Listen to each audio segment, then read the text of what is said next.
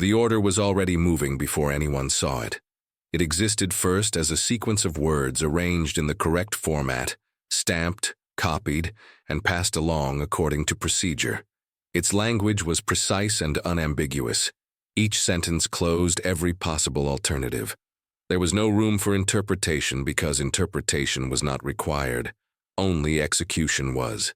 It traveled downward through offices, desks, and corridors without friction. Each hand that received it recognized the structure immediately. The phrasing was familiar. The cadence was familiar. It matched thousands of orders that had come before it. Nothing in its composition suggested danger. Nothing in its tone suggested urgency. It did not announce itself as exceptional. It did not need to.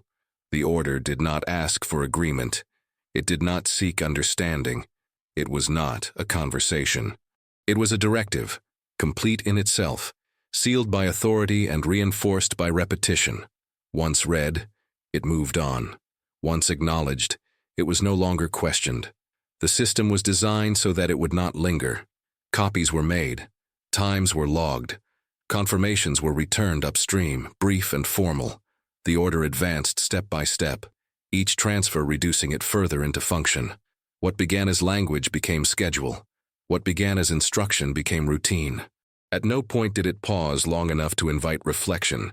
Those who handled it did so with practiced neutrality. Their responses followed training rather than instinct. The correct phrases were used. The correct boxes were marked.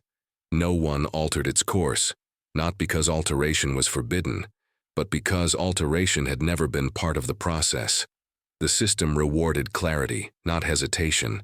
The order did not describe its consequences. It did not reference terrain, resistance, or uncertainty. It assumed compliance as a constant, as if compliance were a natural law rather than a choice. In its logic, once issued, the outcome was no longer a matter of decision, but of timing. As it descended, the order became increasingly abstract. Fewer words remained visible. What survived were coordinates, sequences, and expectations. The human element receded, replaced by alignment and synchronization. Each level received only what it needed to proceed, nothing more. There were no alarms attached to it. No indicators suggested deviation or risk. It fit cleanly into the existing framework, aligning with established doctrine and accepted patterns. Its authority was not asserted loudly. It was assumed. That assumption carried it forward more effectively than force. By the time it reached those who would act on it directly, the order no longer resembled a decision. It appeared instead as a fact. Something already agreed upon. Something already set in motion elsewhere. To question it would have required interrupting a chain that was already complete. The system moved with quiet efficiency. Preparations began automatically. Timetables adjusted, resources aligned. The order did not accelerate events, it synchronized them. Each component advanced in isolation, trusting that the larger structure accounted for everything beyond its immediate view. No one saw the whole shape of what was coming. No one needed to. The design ensured that understanding was distributed in fragments, never concentrated. Responsibility diffused as the order progressed, thinning until it became invisible. By the time the final acknowledgement was recorded, the order had fully left the realm of possibility. It was no longer something that might happen. It was something that already was. The environment that received the order was built for certainty. Everything within it was arranged vertically. Information moved in one direction. Authority did not circulate, it descended. Each layer existed to refine the order into something actionable, not to evaluate it. The architecture of command ensured that questions were unnecessary, because answers were presumed to exist somewhere above. At the highest visible levels, the order was treated as an object of coordination, rather than intent. It was logged, indexed, and paired with existing directives. Its arrival triggered familiar procedures. Calendars were consulted. Resources were cross-checked. The language of the order aligned perfectly with institutional expectation, which meant it required no discussion. As it moved downward, the order lost context by design. Each tier received only what pertained to its function. Broader rationale was stripped away, not out of secrecy, but out of efficiency. Context slowed execution. Precision accelerated it. The system valued speed that looked like discipline. Those positioned between issuance and execution served as conduits rather than interpreters. Their authority lay not in discretion, but in accuracy. They ensured the order remained intact as it passed through them, unchanged in meaning and unaltered in direction. Their success was measured by fidelity, not judgment. The structure reinforced this behavior relentlessly. Training emphasized clarity, repetition, and adherence. Deviations were treated as errors, regardless of intent. The safest position within the hierarchy was exact compliance. Anything else introduced personal risk without institutional benefit. Meetings occurred, but they were procedural rather than deliberative. Timelines were confirmed. Dependencies were mapped. Potential obstacles were addressed only insofar as they interfered with execution, not with outcome. The assumption remained that the order itself was sound. The system had already accepted it as such. At lower levels, the presence of the order was felt more than seen. Instructions arrived in segmented form, framed as tasks rather than objectives. The emphasis shifted from understanding to readiness. Equipment was prepared, personnel were assigned, movements were scheduled down to precise intervals. No one was asked whether the order should proceed. That question existed outside the structure. What mattered was whether it could proceed, and the structure existed to ensure that it could. The hierarchy insulated itself from contradiction. Any uncertainty encountered along the way was absorbed by procedure. Ambiguity triggered clarification requests that traveled upward, but these requests never challenged intent. They sought only alignment. The order returned unchanged each time, reaffirmed through the same channels that delivered it. Silence was not enforced. It was produced organically. The structure rewarded those who moved efficiently within it. Those who hesitated learned quickly that hesitation created friction. Friction drew attention. Attention invited scrutiny. Scrutiny rarely benefited the individual. As execution approached, the order became embedded in routine. It appeared on schedules alongside maintenance and supply transfers. Its exceptional nature dissolved into normalcy. The system had successfully transformed a decision into an operation. At no point did the hierarchy slow. At no point did it reconsider. The chain of command functioned exactly as designed, precise, disciplined, and impermeable to doubt. By the time the final preparations were complete, the order no longer felt imposed. It felt inevitable. Execution began without announcement. There was no moment that marked the transition from preparation to action. No signal that separated intention from movement. The order had been present long enough that its execution felt less like a beginning than a continuation. When the first steps were taken, they followed paths already cleared by planning and repetition. Units moved according to schedules that had been finalized well in advance. Each movement corresponded to a line in a document, each pause to a margin note. Timing mattered more than circumstance. The order specified when actions were to occur, not why. That distinction was preserved throughout the process. Communication followed established channels, concise and standardized. Messages were transmitted in the expected format, stripped of excess language. Acknowledgements were brief. Status updates contained no analysis. Everything confirmed alignment. Nothing invited reconsideration. Coordination replaced awareness. Individuals focused on their assigned segments, trusting that adjacent elements would perform their roles with equal precision. The system depended on this trust. It allowed complex action without requiring any single participant to grasp the full scope of what was unfolding. There were no discussions about alternatives. The presence of alternatives would have implied choice, and choice had already been resolved upstream. The order represented a settled conclusion. Execution was merely the process of translating that conclusion into reality. Movements synchronized across distances without direct contact. Timetables overlapped by design. One action triggered another not through observation, but through expectation. Each component operated as if the others were already in position, because according to the order, they were. The environment adjusted around the execution without interruption. Normal activity continued alongside it. The order did not disrupt routine. It integrated into it. This integration reduced the visibility of risk. When action resembles habit, it rarely attracts scrutiny. There were moments when conditions differed slightly from expectation. These deviations were noted, recorded, and compensated for within the margins allowed by procedure. None were sufficient to halt progress. The order did not contain provisions for stopping.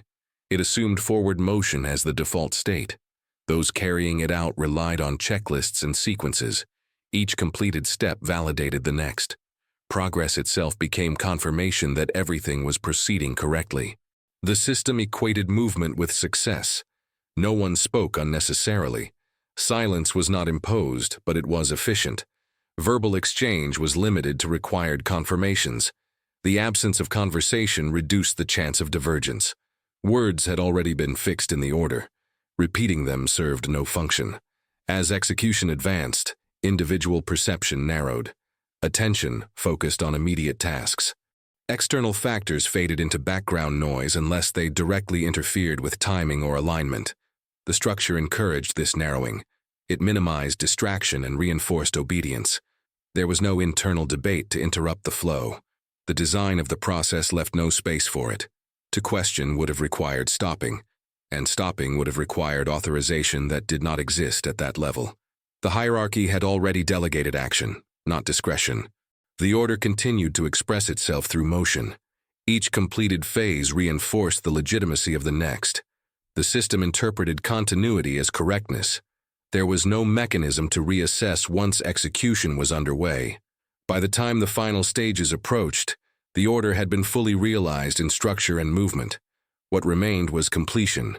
The system pressed forward, confident in its alignment, secure in its adherence to protocol. Nothing had gone wrong yet. And because nothing had gone wrong, there was no reason to stop. The first indications of failure did not arrive as alarms. They appeared as irregularities small enough to be absorbed by routine. A delayed acknowledgement. A report that arrived complete but slightly out of sequence. A confirmation that matched the format perfectly, while describing conditions that were marginally misaligned with expectation. None of these elements violated the order. They existed within acceptable variance. The system registered them without reaction. Variance was anticipated. Procedures accounted for it. Margins had been built precisely to prevent interruption. The order remained valid. Execution continued. As the process advanced, these irregularities began to cluster. Not enough to form a pattern, but enough to slow certain segments. Adjustments were made locally, within authorized limits. Timelines were compressed where possible, extended where necessary. These corrections did not alter direction. They only preserved momentum. Communication reflected this restraint. Messages remained formal. Language stayed neutral. No escalation occurred because escalation required a threshold that had not yet been crossed. Each update reaffirmed compliance. Each acknowledgement confirmed receipt. The order itself remained untouched. The flaw at the center of the order was structural rather than situational. It did not depend on sudden opposition or unexpected resistance. It existed quietly within the assumptions that shaped the directive. As reality diverged incrementally from those assumptions, the divergence went unnoticed because the system measured alignment, not accuracy.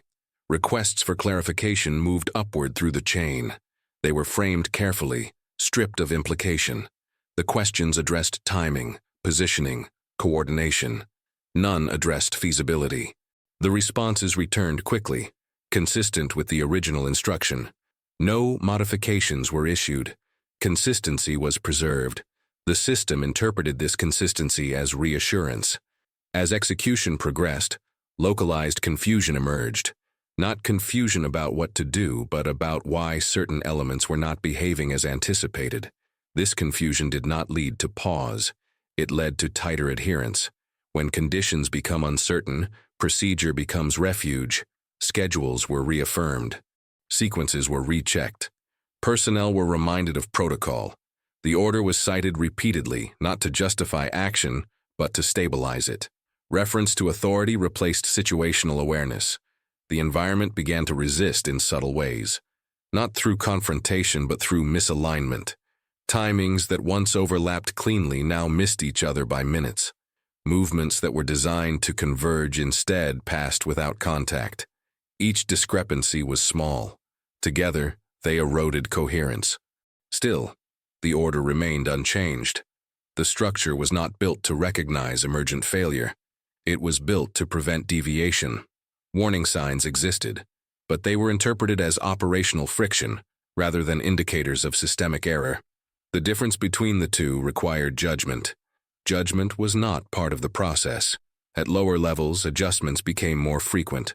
Workarounds appeared, informal but compliant. These adaptations aimed to fulfill the letter of the order, even as its spirit drifted further from reality.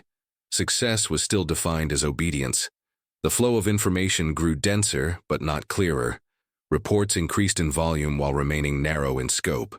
Each segment described its own difficulties without connecting them to others. The system collected data without synthesis. There were moments when continuation felt less certain.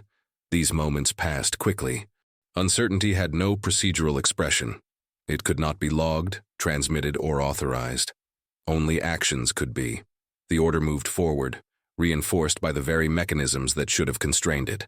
Each reaffirmation from above silenced potential deviation below. Each confirmation reduced the likelihood of reassessment. By the time the first undeniable consequences began to surface, the system had already committed fully. The order had shaped movement, allocation, and expectation so completely that reversal would have required dismantling the structure itself. No such mechanism existed. The failure did not arrive suddenly. It emerged gradually, carried forward by obedience, concealed by routine, and protected by authority. The system continued to operate, not because it was succeeding, but because it had not been instructed to stop. The collapse did not announce itself with a single moment. It unfolded as accumulation. What had once been minor misalignments hardened into separation. Elements that were meant to support one another began operating in isolation, still synchronized by schedule, but no longer by reality. The order demanded coordination, but the conditions required adaptation. The system provided only the former. Progress continued because it had to. Timetables were now commitments rather than plans. Resources had been committed, movements initiated, positions assumed. Each completed step narrowed the range of possible responses. Momentum replaced choice. When losses began to register, they were recorded in the same format as everything else.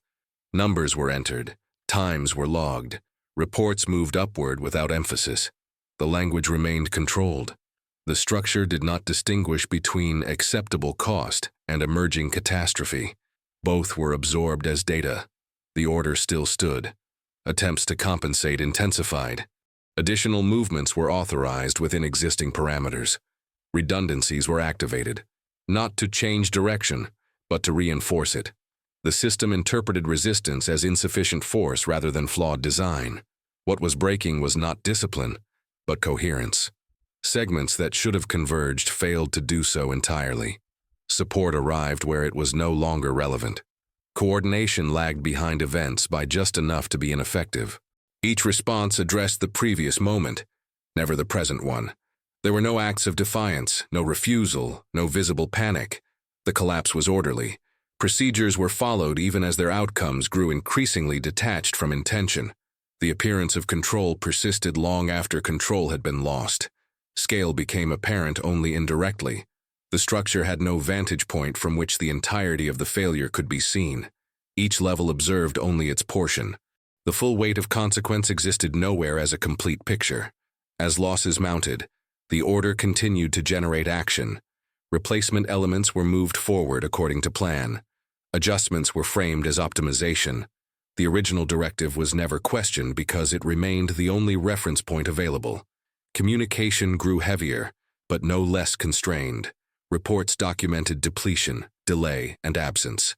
None proposed cessation. The language of stopping did not exist within the authorized vocabulary. The environment no longer responded predictably. Conditions shifted faster than procedure could track, yet the system advanced at its prescribed pace, incapable of acceleration or retreat. It could only proceed. The collapse became irreversible not because of a single error, but because correction required authority, that had already been delegated away. Decision-making had been exhausted at the moment the order was issued. Everything afterward was execution. When the structure finally recognized the magnitude of loss, recognition arrived without response. There was nothing left to authorize. No unused mechanisms remained. The order had consumed them all. The failure completed itself quietly. Not with chaos, but with exhaustion. When movement ceased, it was not because the order had been revoked. It was because there was nothing left that could still move. Afterward, the system adjusted. It did not pause. It did not reflect. It recalibrated. Records were finalized. Logs were closed. The language used to describe what had occurred was precise and restrained. Loss was quantified. Absence was accounted for. Timelines were marked complete. The order itself was archived according to protocol, filed among others that had reached their conclusion. No announcement declared the end. Activity simply shifted elsewhere. Attention moved on. The structure absorbed the outcome the way it absorbed everything else, by reducing it to manageable components. There were no investigations that disrupted routine, no visible reckoning that altered the hierarchy. Responsibility did not rise or fall. It dispersed. Each level retained its function. Each role remained intact. The system continued to operate as designed. The order was no longer referenced directly. It appeared only indirectly in documentation and summaries, stripped of immediacy. Its language remained unchanged, preserved exactly as it had been issued. What had followed it was treated as consequence rather than decision. Personnel were reassigned. Resources were redirected. New schedules replaced old ones. The environment returned to a familiar rhythm, one shaped by procedure rather than memory. What had occurred did not interrupt the structure. It confirmed its resilience. Silence settled not because discussion was forbidden, but because discussion was unnecessary. The system did not require explanation to continue functioning. What mattered was continuity. What mattered was that authority remained intact. The order had fulfilled its role. It had moved through the hierarchy, been executed precisely, and reached an outcome. From the perspective of the structure, the process had been complete. There were no lessons formalized in language strong enough to change behavior. Adjustments were incremental, framed as refinement rather than correction. The underlying mechanisms remained untouched. Elsewhere, another order was already moving. It followed the same channels. It carried the same certainty. It was formatted with the same clarity. The system received it without hesitation, just as it had received the last one. Nothing in the structure indicated awareness of repetition. Nothing suggested interruption. The machinery of command continued forward, steady and impersonal, prepared to transform instruction into consequence once again. And somewhere within that movement, obedience waited to become fatal.